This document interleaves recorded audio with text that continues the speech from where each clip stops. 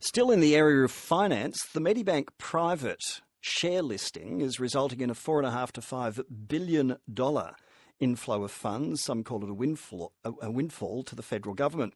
But there's a late push from people who regard themselves as the owners of Medibank, that is the members, to get some of that money returned to them.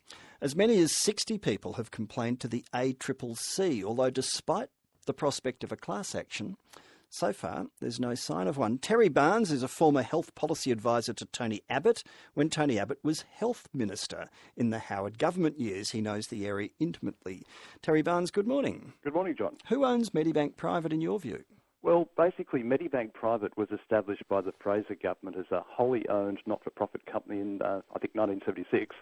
And in 2008, actually, the Rudd government converted it to a wholly owned for-profit company that actually pays a dividend back to the taxpayer through the government. So do you think that in some way wiped out the ownership of the members of Medibank? Well, it's always a bit confusing with private health insurance because customers of health funds, whatever their legal status, are always called members. But when it comes to membership, effectively it's a contract between the customer and the Medibank as the insurer. So when is a member not a member? Relationship. When is a member not a member? When it's Medibank? Well, as I say, I think it's basically industry jargon for a customer of a health fund. I think it creates a bit of confusion and uncertainty, and I am aware that sometimes that even employees of companies like Medibank Private themselves have got that confused. But the bottom line is that this has been looked at repeatedly over the years.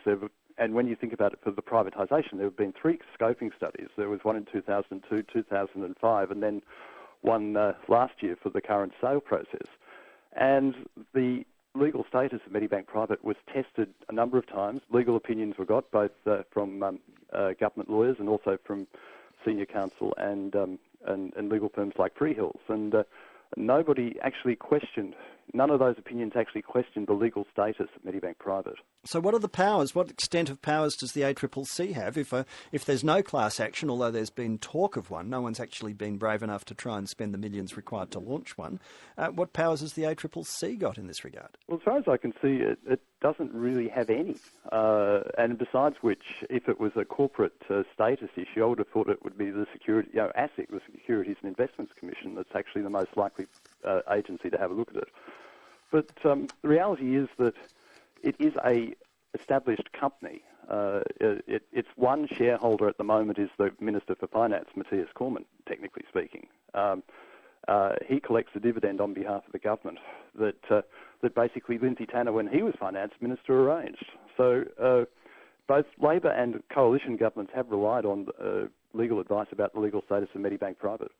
We shall see whether it develops any further, and thank you indeed for some of your time on a busy morning. Terry Barnes, former health policy advisor to Tony Abbott when he was health minister in the Howard government years.